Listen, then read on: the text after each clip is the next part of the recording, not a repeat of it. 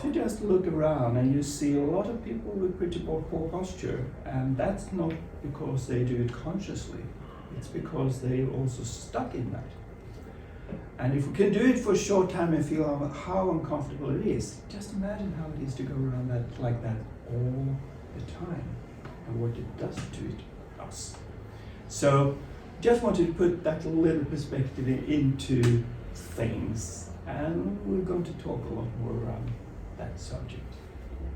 So a little bit of an outline for tonight. So we'll talk a little bit about the nervous system, a little bit of neuroscience, and then Lars is going to share with you like, okay, there's more to us human beings than just the body. And then we'll do some breathing exercise all together, and actually also analyze the posture from one of our clients together.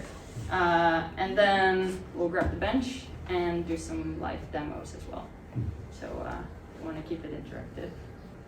So we talk about something called the human operating system, or the human OS, like in iOS, iPhone operating system and so on. And there's a reason why we do that, because we have hardware like the body, the nervous system, the brain, the nerves, all the connections at the hardware. And then we also have a fair amount of different programs running which have very specific purposes. Some programs are made for us to survive, and that's where we talk about fight, flight, freeze, for example. And some are more into how we need to do to manage things in life and so on, practical stuff, making things energy efficient and so on. And some programs even work their best when we are really thriving, when life is good and we can enjoy life more. So we have loads of different layers of programs running. So sometimes I used to say this to many of my practice members, my clients coming in, just trying to explain a little bit like this. Just imagine you have a computer. It has a hardware and it's loads of software, and the software has a purpose to perform certain actions and things. And you have bought a really nice one and you start working with it, and after a couple of months it starts to get slow, and it gets slower, and it starts to get really tedious, and whatever you do, you try to do something and then you need to wait for it to catch up. And you say to yourself, oh shit, this is a good computer, what's wrong? So you go to the store or to someone who knows computers, and you just say, what's wrong? Help me. And they look at the computer and they look at you and they say, hey, come on, you have at least 50 programs open running at the same time. There's no computer in the world that can manage with that. It just doesn't. So he just pulls the sleeves up and he sits down and says, okay, this program, do we need to do something? No, that's fine, we just forgot to close it. And this program, yeah, we have to do a little bit to be able to close that. And after a while, you have liberated more space on the computer and it starts to perform well again. That's very much how it actually works for us too. We function like that. We have all these wonderful programs that are specific for certain things. And sometimes we run them, and we have run them for such a long time, so they start to run in the background, and we're not aware of them anymore. Some of them actually affects our posture. So some programs might do this, some programs might do that. Some programs might do that. Or whatever. So, but after a while, when all these programs run, it takes up so much of the space and the energy we have available. So our machine, our computer doesn't run on full power at that time. So that is something that is really important to start to understand. And that's why we wanted to start with what happens when you do a conscious change in posture as compared to when a posture had been a result of automated programs running in the background, still creating that very painful position, but we believe it's normal. And that's something we would like to kind of have a look at. Because we don't think it has to be like that, or we know it doesn't have to be like that. Yeah, so thinking of the computer or thinking of, let's say, an iPhone, right? You could see the iPhone as just a single object. But actually, the larger purpose could be, wow, it's actually connecting me with the world, right? That has a different energy to it, like, okay, here's an iPhone, or no, it's my opening to the world, right? So that's a little bit of, we're gonna talk a little bit about systems theory, and that's really quite interesting because it plays out in all different areas. It plays out in your body, but it plays out in families, and it also plays out, for example, like at the work, in your workplace, in teams. So let's take an example of the workplace, because it's quite easy. You may notice that during COVID, when you were working alone at home, and it started to be a little more difficult and struggle, the creativity started to be lost because you were kind of working in isolation, even though there was teams and trying to connect you and all of that. But sort of like the interaction felt or was perceived that it was lost. Now, what you can do to change it is you can replace someone sometimes in the team, right? When there's a lot of friction, take one person out, put a new person in. But quite often you see that after a while, the same pattern is starting to play out again, right? Would be the same with a car. You can, change the bolt, put a new one in, but if actually the larger system is the real issue, or say the purpose, that is sometimes has a much larger impact. So let's go back to the team example. If you're all working towards a common goal, right, and a common vision, like Simon Sinek talks a lot about that, it's so much easier to perform together. And it's like that in a body as well. So you might try and change your posture, and you notice that after a while it goes back again. Or you do all these workouts, but still you feel like some pains. And let's take the example of like a smoker. So maybe, someone has smoked for X amount of years, and now he stopped smoking. So he's in a bar, and a friend of him is like, okay, let's go outside. Oh, do you also want one? And he's like, nah, I stopped smoking. Okay, well, you can just have another one, right? It's not that long ago. But versus another way could be if you actually made it through identity change and you chose to live a vital life, right? It's almost like you now take on the identity as a non-smoker. So you tell your friend, no, I don't smoke. That's the difference as I stopped smoking a little while ago, right? So now you actually chose to be a vital human, or to say it like that, you chose the identity, I'm not a smoker, that's just how it is. And that's just a little way of a little difference of looking at things, basically. That also plays out here. So, if you come in and you feel, you have this poor posture, or you feel anxiety, or it hurts here, or you have a lot of busy mind, you can try and change the thoughts, or you can try and change change the pain, or change the little part here. But if it's actually overall that there's just a lack of energy, and you were to change, the larger system, the larger purpose of that, that's a different sort of direction or perspective from working with that. And then, if when you're changing, how does that play out in a family dynamic, or in a partnership, or in a team? So that's a little bit what we also work with. And that's where for us it's also really fascinating to actually see how this plays out, even though we're not necessarily focus on it as a purpose as such, but it does. And that's why we also have learned that it actually is a part of what happens when we start to shift in a different way. Yeah, so we use the posture really as like, okay, the posture is kind of a reflection of what you're experiencing in life. Or it's like a reflection of which glasses are you looking at through the world. Is that the glasses of survivor, right? Or is that the glasses of, okay, I'm managing everything okay?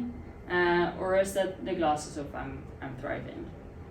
we are really very complex beings, as you might have noticed.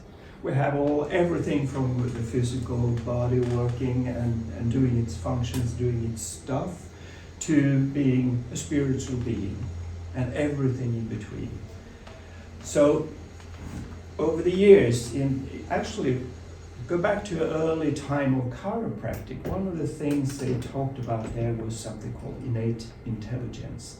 It's the intelligence that runs the body and runs all the functions, everything in our life. That means that we are a fully thriving person when the innate works as it should work. So this is a little bit of a way of looking at, which is our teacher, Donny Epstein, that has come pretty much taken the innate and put it through like a beam of light through a prism, and actually see that there are different colors coming out, and they have different functions, so to speak. So I'm going to run through this. We start up here, that life force. When we are born with a functioning life force, because if we don't, we're dead. Life force is the intelligence that is part of our system that makes the difference between living and dead matter, so to speak.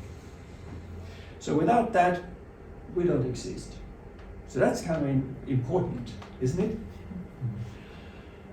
When we grow and get a little bit older, pretty much when we're born actually, we start to develop what we call the emotional intelligence. Maybe you've seen a child and he comes out and the first thing he does is wah! He wants something. And he wants to call for attention. So, I'm here, help me.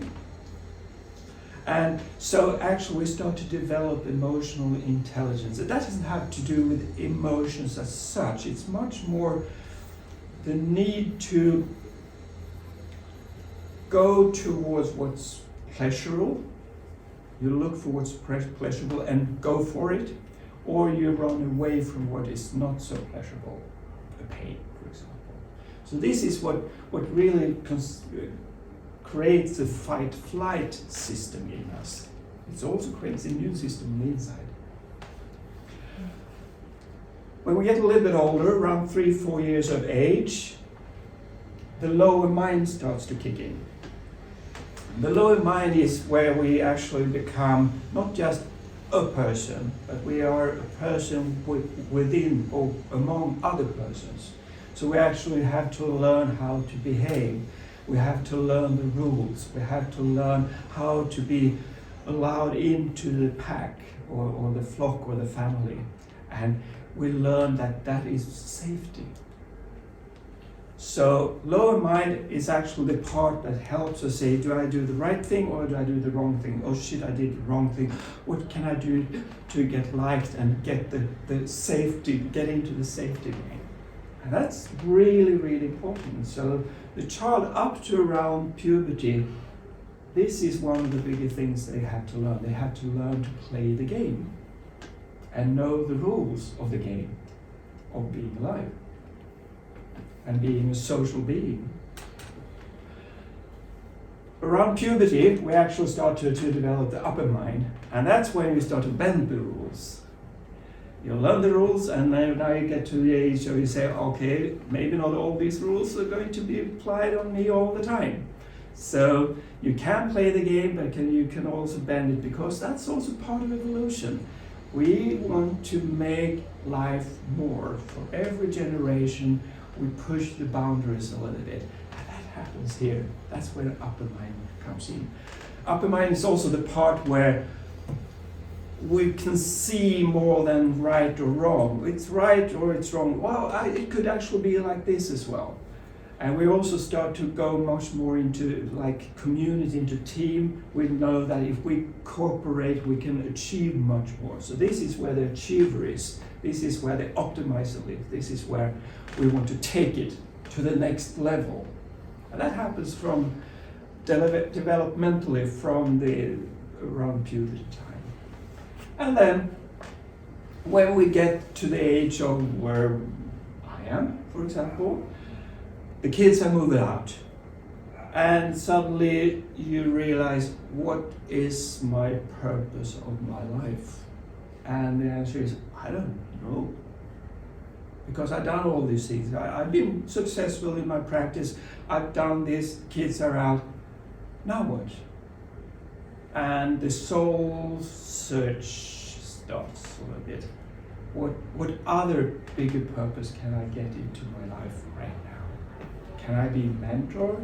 Can I take on something, some aspect that keeps me excited, but also that I can give of my gifts to others? So usually that is what happens around that time. So, and we're programmed for all this. And the thing is, it's developmental for us as a human being, but it's also, if you look in nature, even an amoeba, the one-celled animal, has that, and it also has a little bit of that. And the more advanced the species get, the more we have access to all of this. So that's our, I was almost going to say fucking responsibility, but forget that. It's our responsibility to fulfill that as a human being as well, to the greatest potential we have. And of course that's different. So, and the interesting thing, and we will show that a little bit later on around the table and so on, all these actually aspects of this, we can see how it plays out in the body, in our structure, in our posture, and of course in our lives. So that's... Alright, yeah, just like adding a little bit to what Lars was saying, what's also interesting is that you might notice, just from hearing Lars talk about all these different layers, that some for you might be a little bit more honest. You notice that, for example, when it comes to emotion, you feel a little bit numb, or you are not allowed to express emotion at the workplace, right? Or maybe you're overreactive. Whenever your partner says something, you just lash out. Then we say like, okay, your emotional house or your reactor is a little bit challenged, right? And then maybe, I'm seeing some faces there, maybe there are some other layers that are naturally more energized for you. Maybe, you know, when it comes to upper mind, you're always able to see the connections between this and that and how it all interlinks and what's the bigger picture and what's the map of the world basically, right? And what we really look for on the table, okay, which part of you are not so energized and which parts of you are energized? And instead of starting from the place where there's no energy, where it's kind of like a dark room, we actually start from the place, okay, where do you have energy? Because that's going to be a much more effortless journey than trying to get out of this dark box where there's no energy in the first place, right? Yeah. And I used to call that the Robin Hood principle. Yeah. You take from the rich and give to the poor. So yeah, that's what we'll do on the table. So with that, we're gonna do a little bit of a breathing experience actually. And what's a really interesting theory, and we've seen it play out in so many people, is that our mind sort of makes a map of things.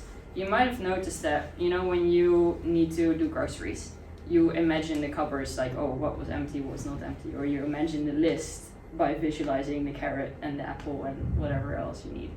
And our mind just sort of does the same thing with experiences. So let's say you, love horses. It might be that that's in a very big picture somewhere in this grid, what we call. So this mental map, it forms a grid, whether it's in our body or somewhere around us. So more energized things in your life, or things that are effortless or feel loving or are natural to you, they'll be in a more energized spot of your grid. Now, then there might be some traumatic events, or maybe you've experienced some loss of a loved one, or maybe there's been a divorce or separation, or fear of abandonment, or whatever it is. And that's usually, you can feel it more in a place in your, whether it's in your body or maybe it's further out, that's a little bit less unenergized. It's unenergized, yeah. And that's what we call a place of disconnection. And what we're gonna do today is we're gonna do a little body scan, and actually just be with. Find a little place that's maybe feels a little disconnected and actually be with it. Instead of, in normal life we like, okay, that's something for later, we run away from it or, avoid it. Now we're just gonna breathe towards it and be like, okay, I see you. And that's it. So you can uncross your legs, sit up straight, and you're gonna take your hands, put them over each other, and you're just gonna do a scan. So you just let almost like you're touching a baby. If it feels a little easier, you can also have your hands a little bit in front of you. And just see, like, okay, where do my hands kind of like stop? Like, is there a point where it's like, it kind of feels a bit sticky here. Like, kind of don't want to move there, or it's almost like your hands get stuck there. So just go along the midline. Sometimes it's very subtle. Sometimes your mind tries to say that, nope, just keep on moving. That's probably the sign that that's the spot. What do I want to eat for dinner? There we go. To distract you all over the place. Alright, and when you have the spot, try and breathe in the nose and out the mouth. And just see if it feels like really painful, really unenergized. Move your hands, like turn them around so your palms are facing outwards, just to get a little bit more energy in there, or a little bit more space. But see what works for you, which direction has more energy. Alright, everyone found a spot? Alright, and I'm just gonna help you a little bit. Alright, see what happens if you breathe into here. And then compare that with what's in here. Does it feel the same? Okay. And if you have your hands a little closer on your body.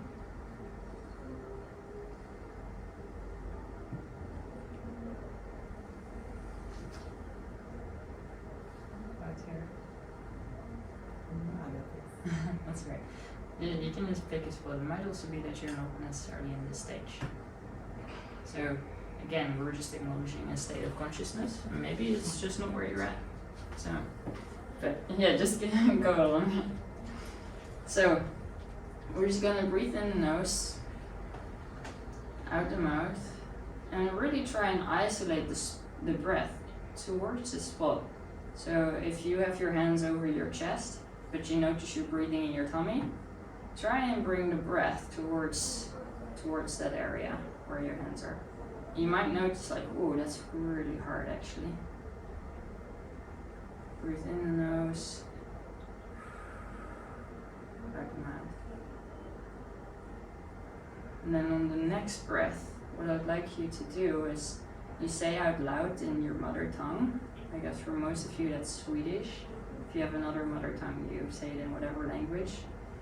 You just say out loud, sometimes it seems disconnected here.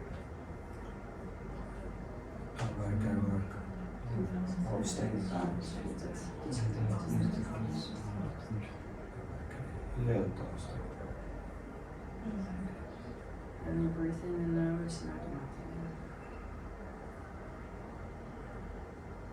And see what it does. Does it make it feel easier to breathe? Maybe you need to say it again.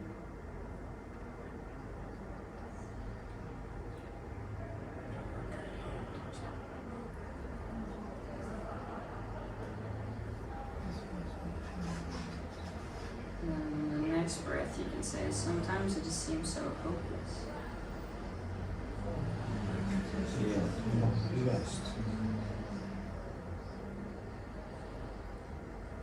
In the nose, out the mouth.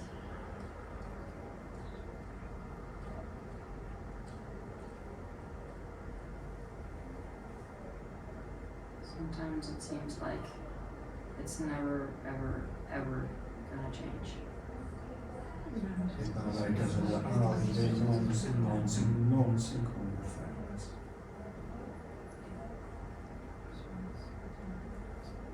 nose, out the mouth.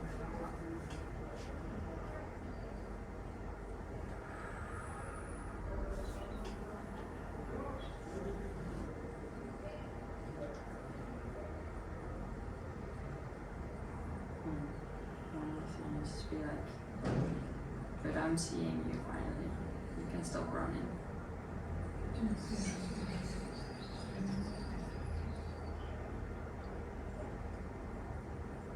A few more breaths, and then you can put your hands by your side.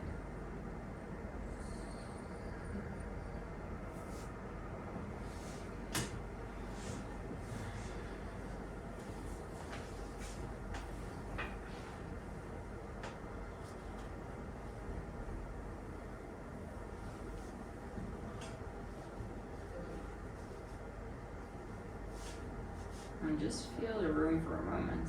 What do you notice?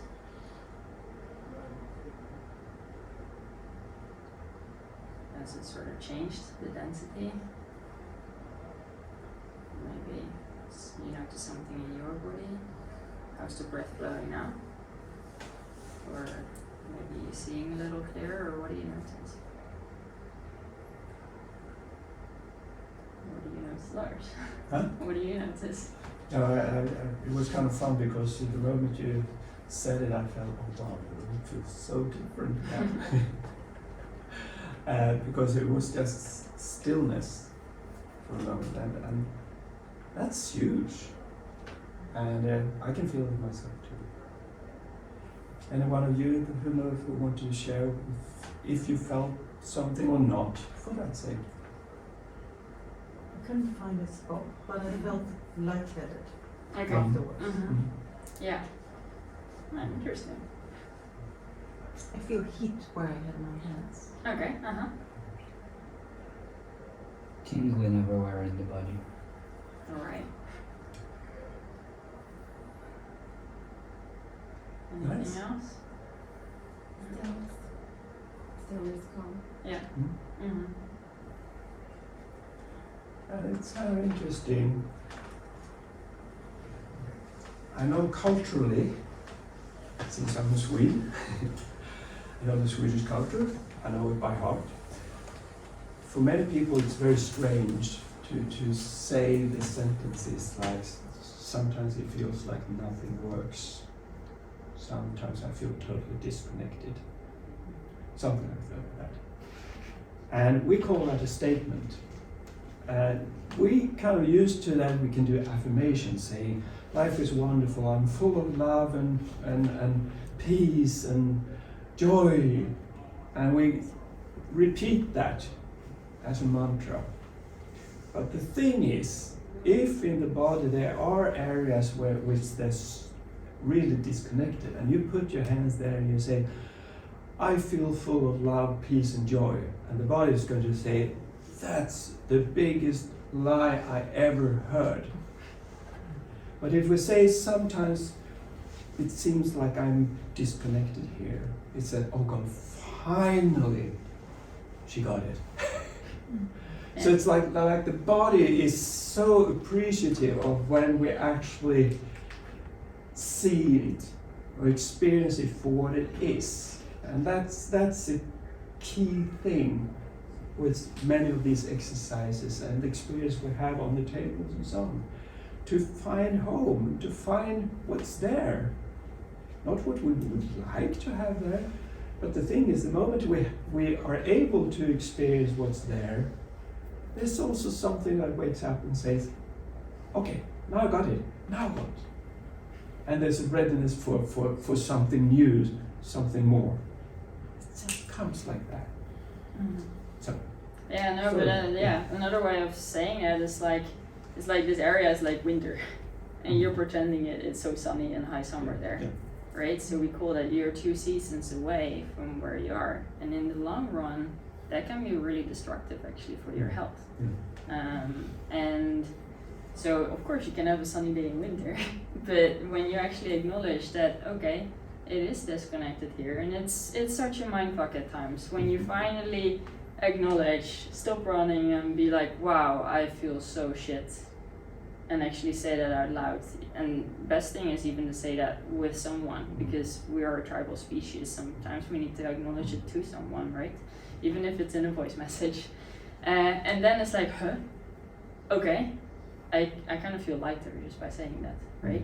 And it's like, okay, just by pure awareness and acknowledgement and acceptance, we call it AAA, things start to change. And sometimes that's all that's needed. Instead of trying like, okay, how can I change this? Come on now. Like, okay, this is how it is right now.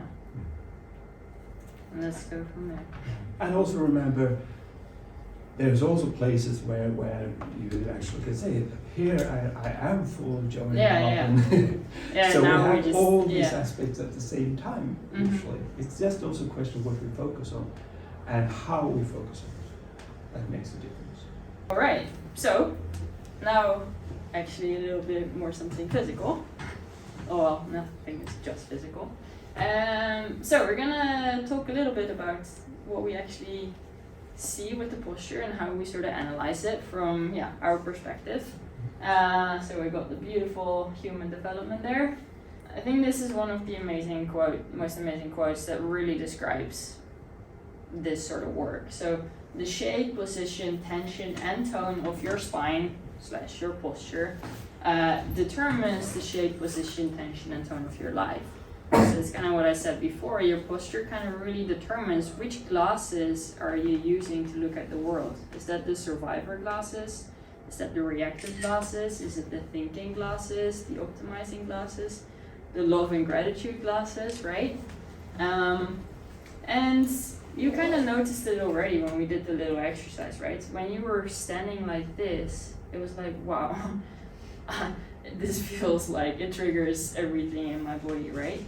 And that we call more the survive state. So when you're in freeze or more in fight or flight, they're like two different components, right? Then you're more in a survival state. Now, if there's a little bit more energy in the body, by the way, this is on our Instagram, so if you wanna, you can check it out there. It's probably better quality. If the energy goes up a little bit and you're finally able to just breathe, it's like, there's no need. I'm surviving actually. Wow. And also like when the reactor's a little bit more online, right? Then we're more of in a managing state or neutral. Everything is sort of fine, right? It's okay. There's not enough energy yet to change anything. It's just okay. This is where a lot of people love to hang out. Another word for this, I would call it culture. Especially here in Sweden, I'm a little bit of an outsider, but it very much feels like, okay, you can't drop too low. If you're too poor, it's like a no-go zone.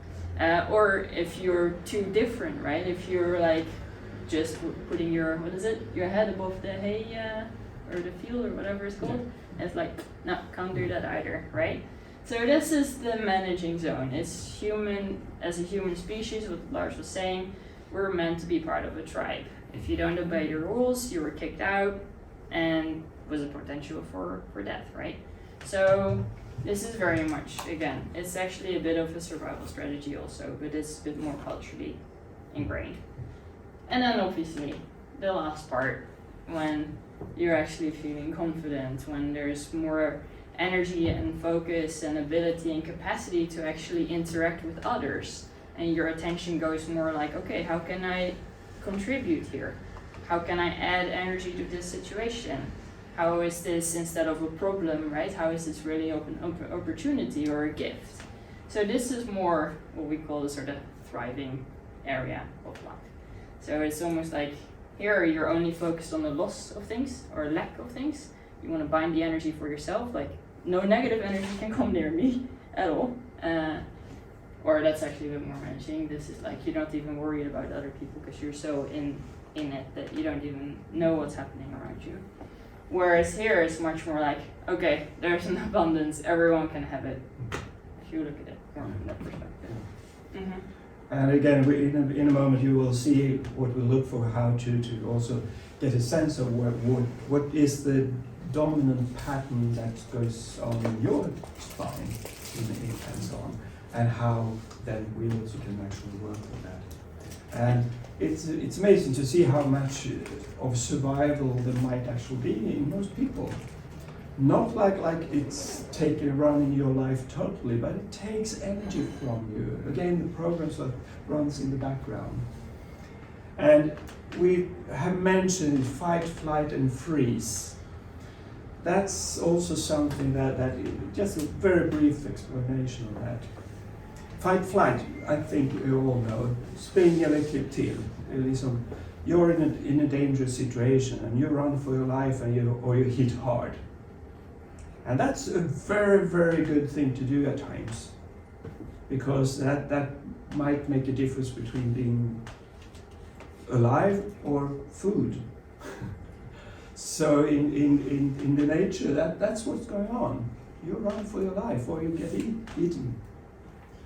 So, but at times, fight, flight isn't enough. You are cornered. And you know, pretty much every horror movie you can see has this theme. The person hides behind the curtain and tries to hold the breath and hold absolutely still and just hope that the monster will pass without noticing you. So you're just standing, waiting, because you can't run. There's no way out. So that's the only thing you can do that. And that's as low as we can get in our way of surviving. And we will show how that plays out in this file as well. So just kind of know that. And it's interesting. I mean, see, I was a musician, and sometimes as a musician or being on stage in any circumstance, maybe you're just holding a talk on a conference or whatever it is, and you get into this wonderful state of stage fright. Have you ever experienced something like that? And you're standing there and the legs are trembling and you just want to run. That's the only thing you can think of, and you're really working hard to be able to stand there and do your thing. So that's what happens when you get into a fight-flight situation there. And then you have the next level of that too. You stand there and you're just going to start opening your mouth and talk to the 350 people in the audience or the concert audience, and nothing comes out. It's like, that's what happens when you get into freeze. And you're totally blank. There's no one at home at that time. Just to give you a little bit of that experience. So it's interesting. Yeah. And speaking of music, you can kind of relate that, like, you know, when you turn a guitar string tighter and tighter, it's a little bit like that with, you know, your nervous system. The spinal cord, so there's a sheet around your nervous system called spinal cord. It attaches here and also in your neck. And if you were to imagine this is a guitar string, right, and you pull it tighter and tighter and tighter until the tone is like so incoherent, and you just hear this like,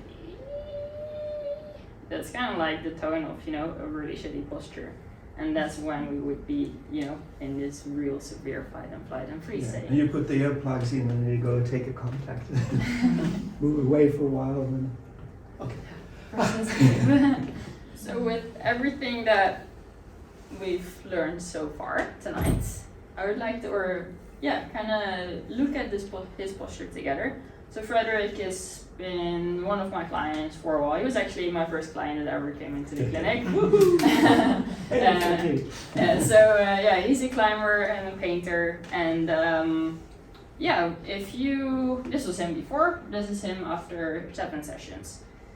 Now, thinking that the posture has an impact on physical things, emotional things, mental things, and maybe a bit more spiritual things even, what do you think he's experiencing here? Shout away, nothing is gonna be wrong, right, whatever, just your first thoughts. What is he gonna be feeling here? Well, he's leaning in, so he's trying to move forward. Maybe he's stressed. Stressed, yeah. Maybe running away from something unconsciously. What else? Maybe like having too much to manage. Could be. Yeah. Could be. Like it's overwhelming. Yeah. Is it efficient? His posture right now? Is it energy efficient? No. So he's wasting a lot of energy just in trying to keep himself upright, right? unconsciously. Yeah. So let's see. Oh, sorry. What do you think he's gonna be feeling here? Which classes is he more looking at the world at right now on this after 7 sessions? Well, hopefully Sorry. thriving. Thriving. Yes. Mhm. Yeah, looks strong and confident. Yeah. Mhm. Something. Sorry. Someone was saying. Maybe like contentment. Content. Mhm. Yeah. Something I always quite like to see is like here he's a little bit collapsed, right? So it's like hiding the heart a little. Here, chest is much more open, so he's probably feeling lighter, easier to breathe also. So let's see what he actually experienced, or this is his words.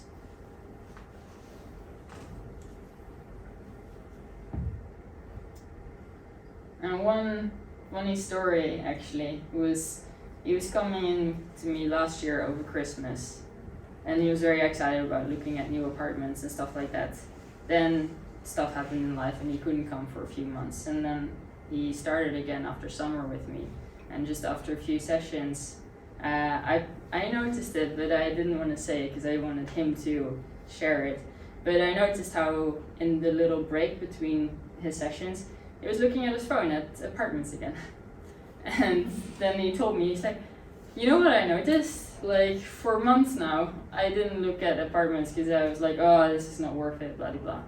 And now I've been here for a few times again, and I'm like, huh, why am I looking at apartments again? Like, that's crazy. So that's just one funny story. It's more like, okay, there's actually enough capacity to make some changes in life, right? And sometimes they're uncomfortable as well. Wonderful.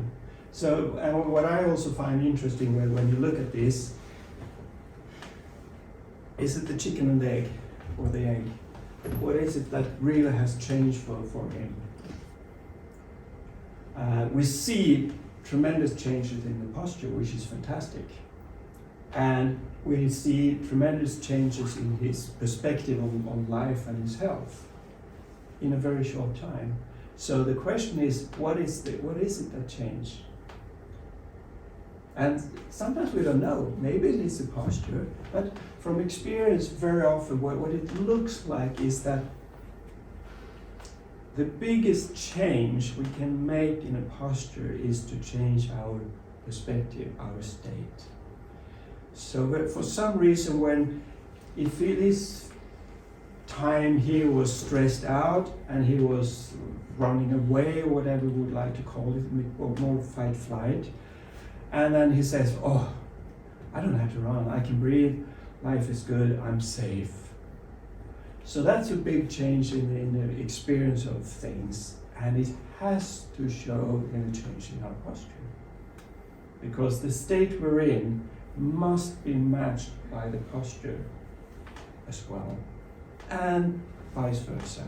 So when you were standing up like this for a while, and there's loads of research on this, if you do that for a couple of seconds, maybe a minute or two, you start to think shitty thoughts or depressed thoughts. Oh no, it's no idea, it's not worth it, it's too much work. Like that. The thing is, if you do it consciously and you step out of it, you also step out of that state.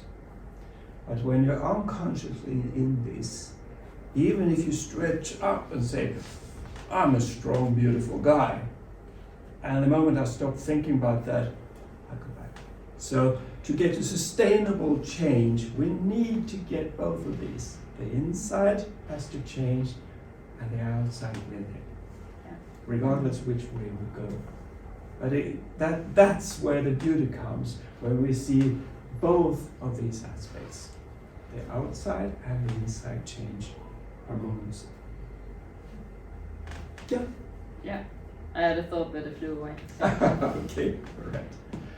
And any comments on that, or I would say that once you get control of your body, then you start taking control over different aspects of your life, and yeah, then it changes your mind, yeah, your sense of stress and all. yeah. And sometimes when you let go of control of your body, you might get the same change as well. So sometimes it's not so much, that would be a little bit like body first. You change your posture and it will change. However, when you stop thinking about it, you will most likely go back to what's already automated and unconscious.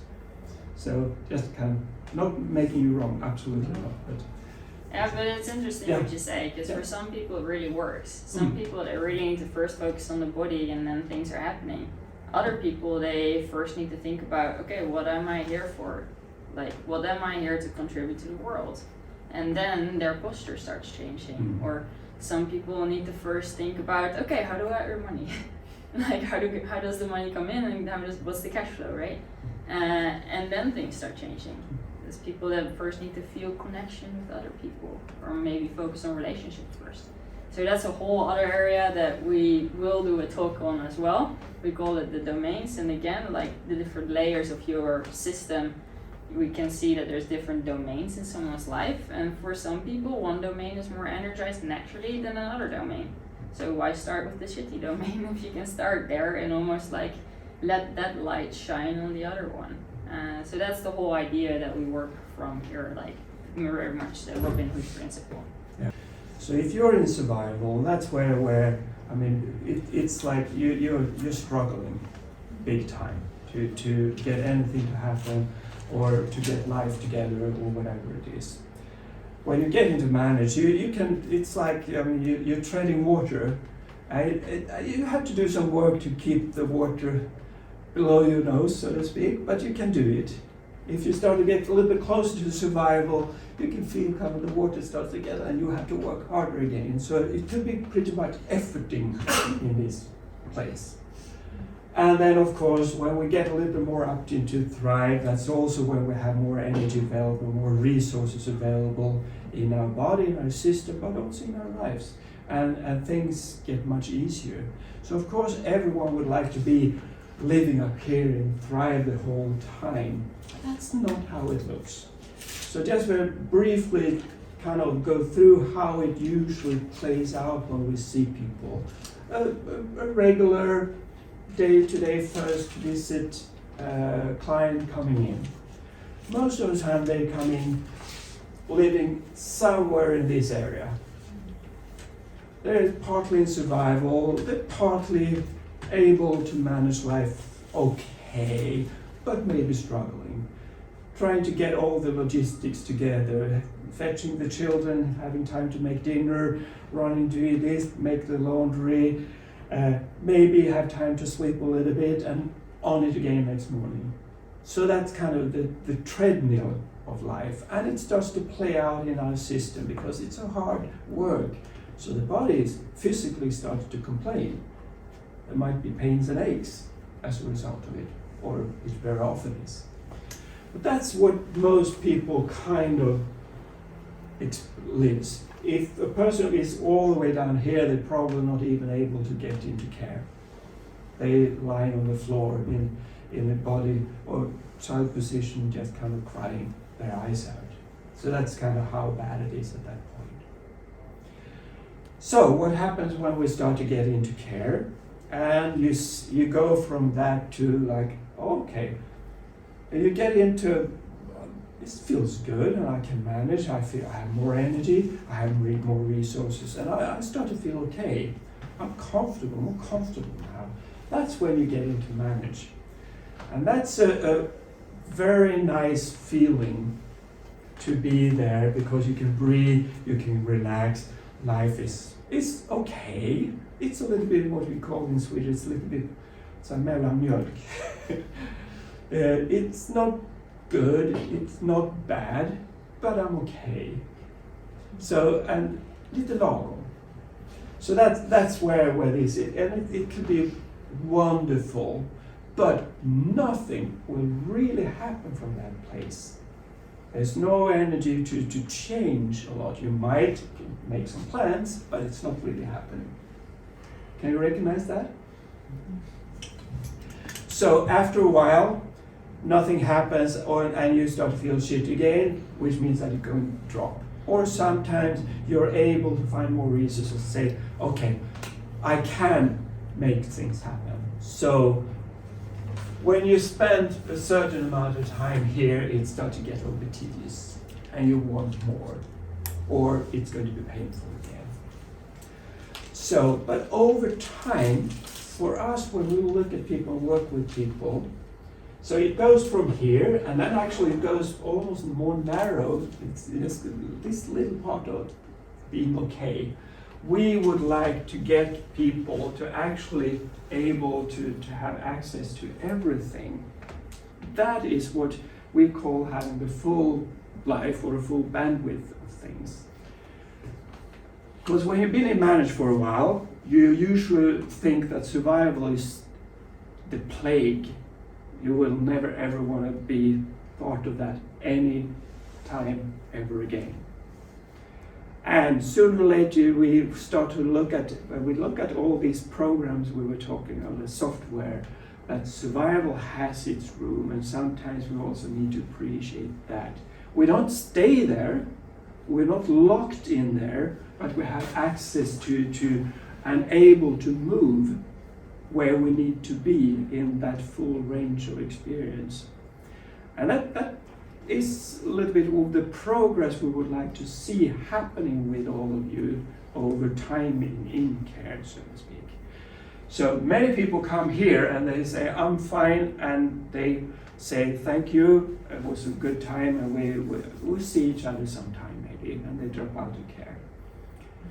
And we say, great, have a wonderful life, and when you feel ready, you're always welcome back. And then maybe it goes like 1 month, 3 months, maybe 2 years, and then they come back because they start to feel that there's something lacking again. And then there's more of that experience of, now I'm ready to look for the bigger picture of things. Right? Yeah. Yeah, and also like if you're able to experience the full range, it's really what we look for is adaptability. Yes. So, you know, you might experience survive at a moment in time, like let's say you're on a bike, right? And I mean, biking in Stockholm is crazy. And there's a car coming, and like you just see it, and you have to, you know, be in a little bit of fight and flight state to like avoid this car, right? And you might shout at him like, what an idiot. But then we want you to be, what we would like to see is that afterwards your body goes into more this zone again. Yeah. So like for a moment you were dipping here because otherwise you would have driven over by a car, right? But afterwards you want to be there. Yeah. And what we see a lot is that, you know, something like that happens and the body just stays tight for days or months or whatever, right? So that's really what Lars means, like we want to experience the full spectrum in an adaptable way. Yeah. And that's also sometimes when we're able to see it from this perspective, you actually have loads of gratitude for your ability to go into fight flight at that time and space and places.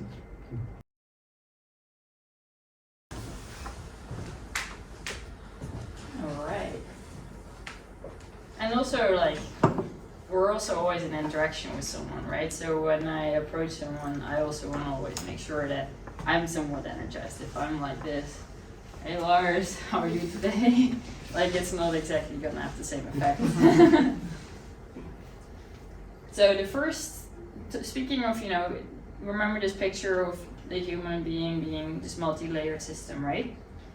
So what I'm looking for in the body first is something we call the passive system. So you can imagine passive is everything that doesn't move by itself. So we got the bones, the joints, connective tissue. Connective tissue is kind of like the layer that's over the muscle, also called fascia. So, you know, if you imagine vacuum packed meat in the supermarket, this tight plastic layer around it, that's sort of what we call connective tissue. Quite often we feel that in people. Now we trained each other just before, so you actually feel pretty good. But the passive system, it relates to more of a freeze mode. So you can imagine if you go, okay, hold the breath, your spine is going to feel really rigid, right? Especially if that's been going on for a long time. So for Lars, what I feel here is a little bit of freeze. Not much at all, there's some energy there, but if I press in a little bit, and for most people when you first come in, it's much, much worse. it's so rigid, like it's almost like I can't press in at all. It feels a little bit like rock, or like there's nobody home. Whereas if it's more energized, like let's say here, I can actually press in a fair bit. And it's almost like there's a little bit of a buzz between the different joints in the spine.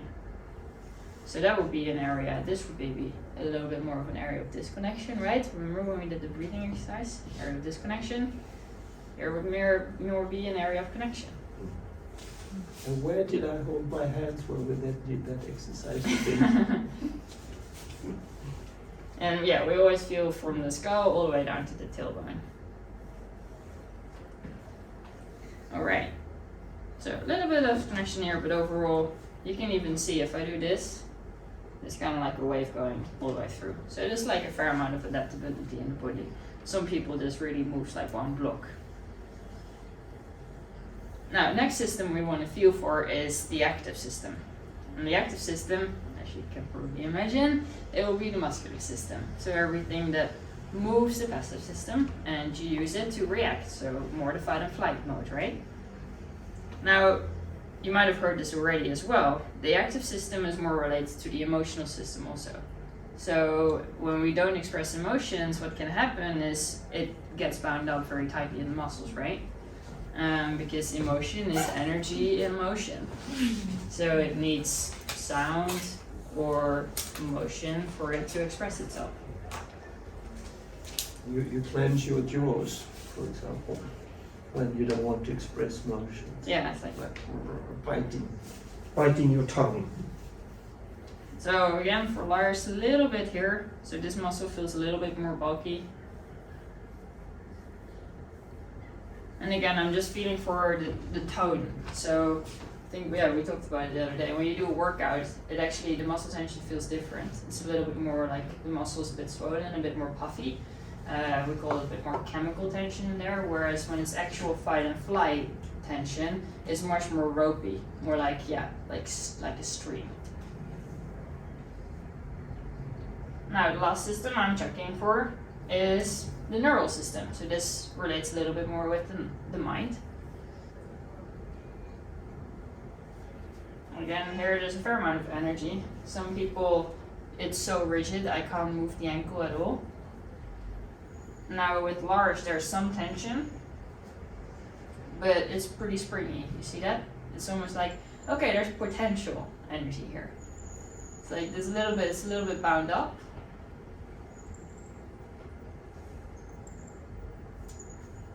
But there's something we could potentially use.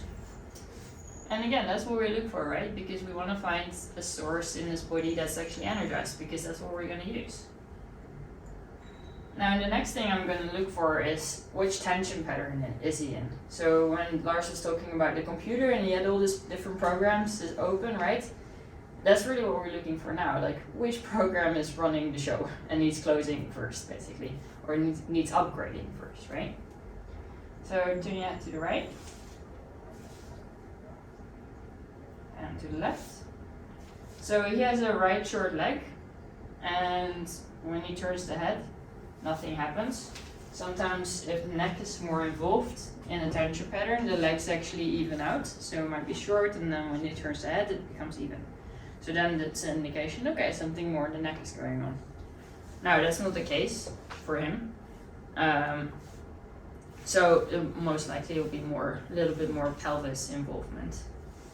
Now also I say it's a right short leg. It's not because it's actually short. It's more that the tension pattern that's going on is like, almost like you can imagine it like an accordion, but only on the left side. So it's like pulling this leg up, actually. Yeah, kind of like that, in exaggeration. Alright, so what I want to see is a little bit more energy in the passive system, right? We had some area of disconnection here. And let's check. Yeah, the soul energy, you can feel that a little bit more behind the heart.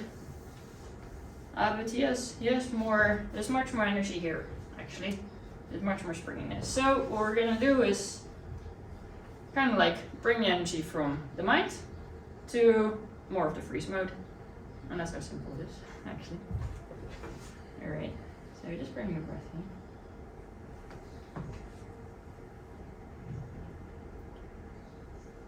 Now, for some of you that have been on the care, it might look like all the contacts are actually the same, but there's very little changes in how I contact him, and depending on that, we're working with different layers. So when we work with the life force, so the passive system, we want to get someone out of this free state, right? All we want to see is just a little bit more breath. So almost like there's a breath wave that goes from his pelvis all the way to his skull again. And that's it. Because, you know, when the life force is finally running again, we can actually breathe, right?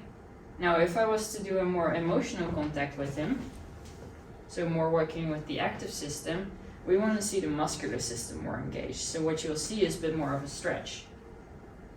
Now, it's not so much going on for him, but we can just do that. It was a little bit. So when we're working more with the emotional system, there's little bit more oomph to it, right? So it's a little bit like more. Sometimes like people actually, you know, start to express emotion on the bench, or they start making a sound. And this is really more, what we want to see is more stretch in the system. So it's really acknowledging like, wow, there's been this bound up tension, right? In the muscular system, and we're kind of activating that. It's showing like, all right, you can express yourself now.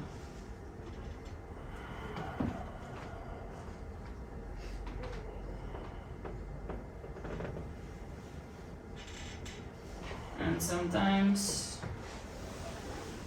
just helping the person a little bit with different positioning, it helps it to go through all the way. So where in the life force we just wanted to see a little wave, right? Now we want to see something that we call a somatopsychic wave. So it's a wave that actually goes into more depth through the spine. And research has actually shown that depending on what level you work with, so whether it's emotion or more the mind or more, you know, soul, the wave actually moves more forward. So when you work more with soul, you really get this opening of the chest actually, so it's pretty crazy to see. And it's this wave that actually unwinds tension patterns. So that's why we want to see, usually in the beginning of care, maybe the wave only goes like this. But what we want to see over time is that the wave literally goes from there all the way to there. So it really engages the whole spine. And that creates this adaptability actually. So now for him actually, this area completely changed. It's so much softer. Like, and actually, you see when I go here, even his head moves. And that would actually be okay for a session. Because, you know, moving someone from just holding the breath to actually finally being able to breathe and look a little bit more at the world around them, that's a huge difference. Hopefully we want to do all the pre and post checks again so we see that there's actual change, not some show going on here with Lars.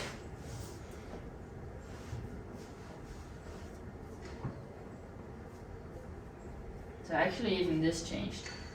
So now, where there was bound up tension before, now I can move the whole ankle just through. Nice. Alright, you can sit up slowly. Thank you.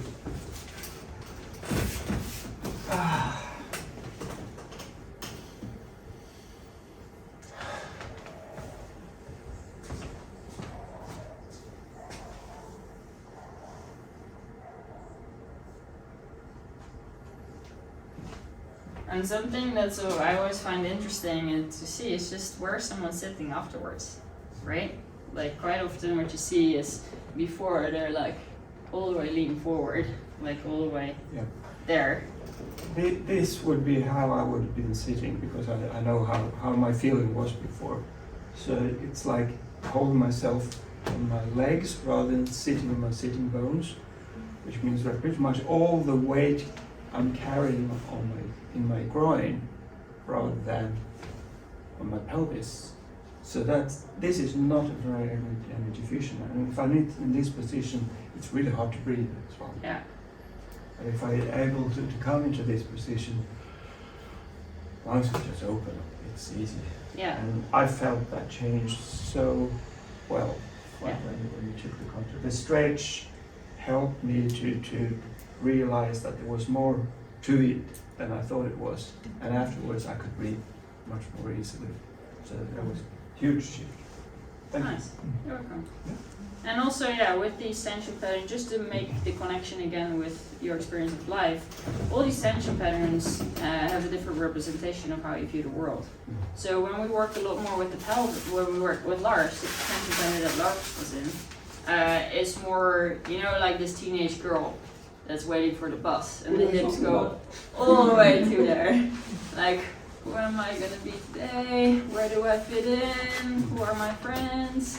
You know, it's very much about identity when it comes to the pelvis. So all those sort of questions that are related to that. Yeah. Some of you might recognize it that have been into care. And All the shoulds, woulds and musts. yeah, should I is do what this we or that? usually Or like, talk about. I kind of need to do this. But and the gift of that, when you're actually more have this tension pattern more energized, is like, okay, no, I know who I am. Or do I really need to fit in, or is it okay to not fit in, right? So that's more the other side of it. And then there's like many different tension patterns, but that's sort of like, yeah, when we feel your spine, we'll be like, are you noticing this by any chance in your life at right now, right? So is this in the foreground? So yeah, just another addition to it. Before we want to say thank you, blah blah blah. Do you have any questions about anything that you heard tonight or saw, or yeah, Alicia? Yeah, I'm thinking about, because I've been coming here for like a couple of months now.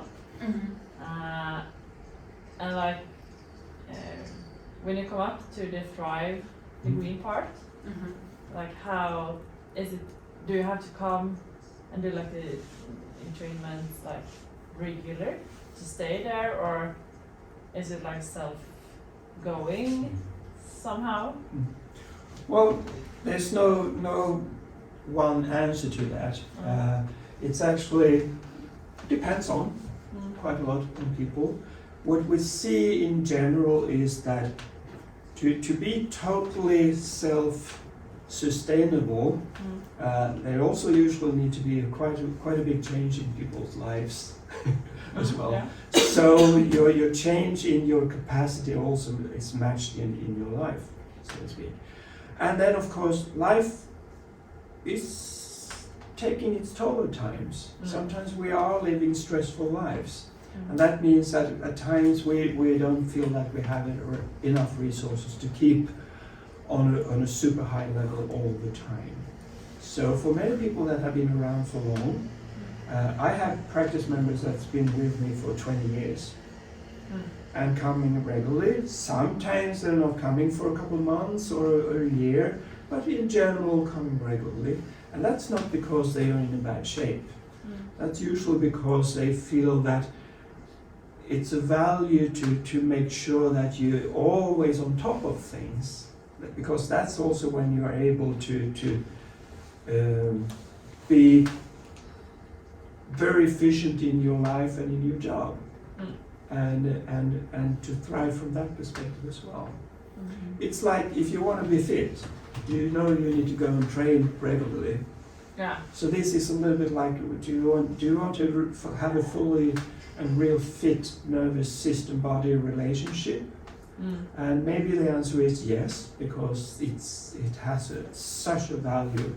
And we have loads of clients that's also high achievers in many different ways, professionally, as athletes and so on, which knows and just know that if I keep these up, I will be able to do that without being in the roller coaster crash course kind of thing. So that's a But it answer. also sounds like if you create a life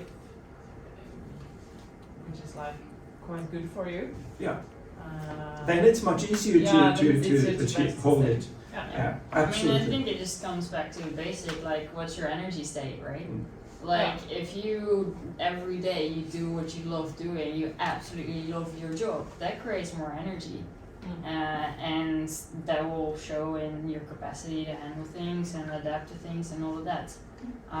If you're in a job that's like very stressful at times, maybe you like it as well, but you know, the energy might be a little more the managing thing, right? So a big part of your day is spent in a more managing area, let's say like that. So that sort of interlinks as well. And yeah, just an example, like we like to train each other at least once a week. And that's also good. We work with a lot of people. And you know, just I noticed myself that to be with everyone, and some people come in a very poor state, some people come in a very high state. For me to be able to match where someone's at and hold the perspective of where the person can be, right? So you're holding those two at the same time. You need quite some capacity, and I just know for myself it's so much easier when I get trainable regularly. So yeah, that's just one example. Any other question?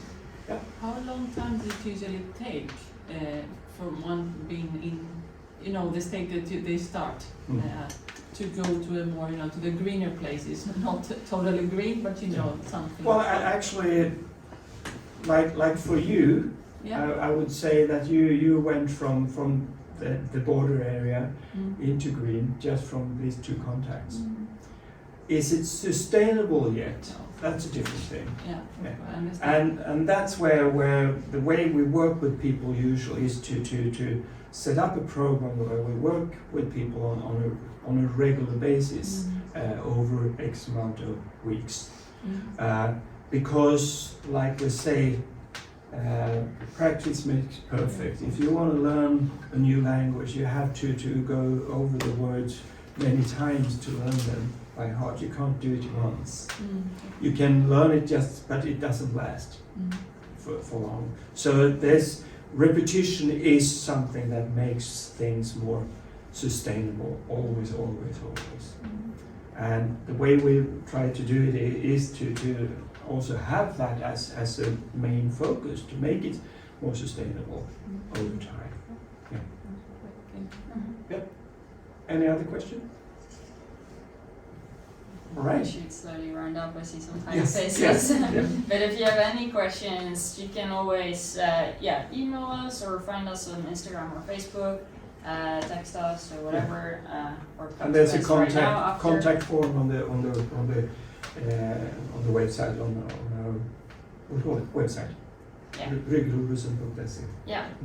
So also for seeing a few new faces here, you can come to us afterwards, and we can, if you want, book you in for a free postural consultation. So, you know, the picture of Frederick that we took, we'll take some pictures of you, and you fill out a form, and we sort of, you know, have a little chat with you, like, okay, how does your posture really influence or connect with things you're experiencing in life, basically. And also sometimes just kind of get a little bit sense of how it plays out in the body as well. Like we did with you. Right? Thank you. Did you like that?